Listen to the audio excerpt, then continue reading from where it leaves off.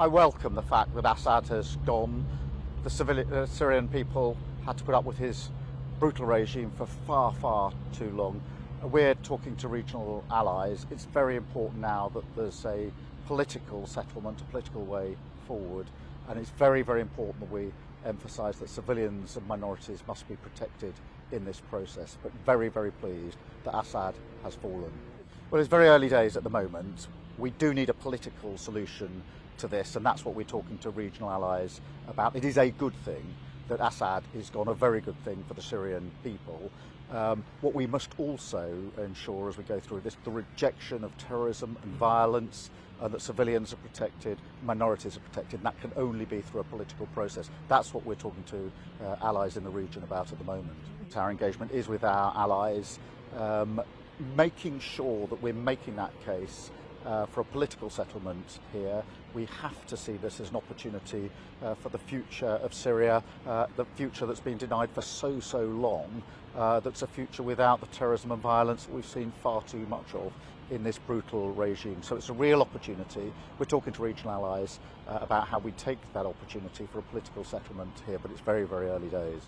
After 13 years of civil war in Syria, more than half a century of brutal authoritarian rule by Bashar Assad and his father before him, rebel forces have forced Assad to resign his office and flee the country. We're not sure where he is, but there's word that he's in Moscow.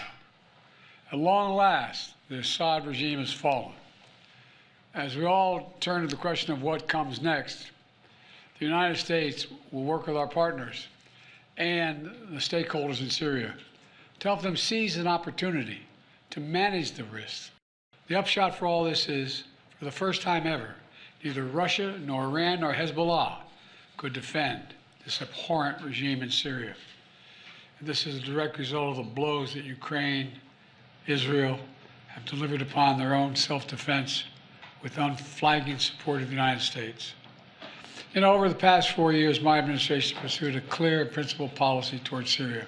First, we made clear from the start sanctions on Assad would remain in place unless he engaged seriously in a political process to end the civil war, as outlined by the UN Security Council resolution passed in 2015.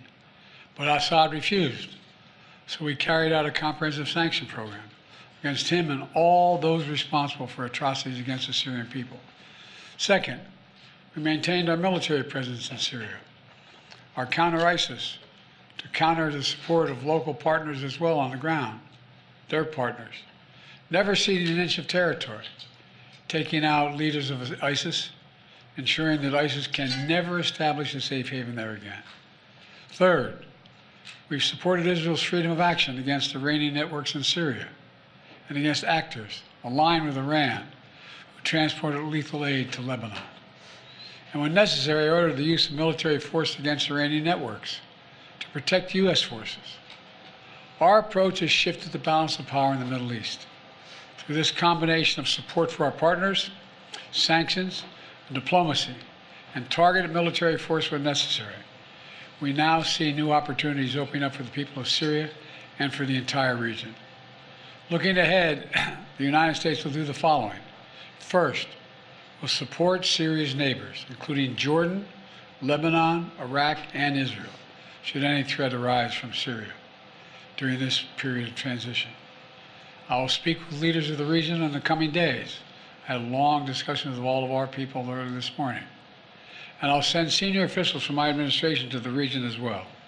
Second, we will help ensure stability in eastern Syria, protecting any personnel, our personnel, against any threats, and will remain our mission against ISIS will be maintained, including the security of detention facilities where ISIS fighters are being held as prisoners. We're clear-eyed about the fact that ISIS will try to take advantage of any vacuum to reestablish its capabilities and to create a safe haven. We will not let that happen. In fact, just today, U.S. forces conducted a dozen of precision strikes, airstrikes, within Syria, targeting ISIS camps and ISIS operatives. Third, we will engage with all Syrian groups, including within the process led by the United Nations to establish a transition away from the Assad regime toward independent, sovereign, I want to say it again, sovereign Syria, with a new constitution, a new government that serves all Syrians. And this process will be determined by the Syrian people themselves. And the United States will do whatever we can to support them, including through humanitarian relief to help restore Syria after more than a decade of war and generations of brutality by the Assad family. And finally, we will remain vigilant. Make no mistake, some of the rebel groups that took down Assad have their own grim record of terrorism and human rights abuses. We've taken note of statements by the leaders of these rebel groups in recent days, and they're saying the right things now. But as they take on greater responsibility, we will assess not just their words, but their actions. And we are mindful that there are Americans in Syria, including those who reside there, as well as Austin Tice, who was taken captive more than 12 years ago. We remain committed to returning him to his family. As I've said, this is a moment of considerable risk and uncertainty, but I also believe this is the best opportunity in generations for Syrians to forge their own future, free of opposition. It's also an opportunity through far from certain, for a more secure and prosperous Middle East, where our friends are safe, where enemies are contained. And it would be a waste of this historic opportunity if one tyrant were toppled and only to see a new one rise up in its place. So it's now incumbent upon all the opposition groups to seek a role in governing Syria, to demonstrate their commitment to the rights of all Syrians, the rule of law, and the protection of religious and ethnic minorities. These past few days have been historic. And it's in the days ahead that will determine the future of this country. And we intend to approach them with strength, wisdom, and resolve. So thank you very much. God bless America, and God protect our troops. Thank you.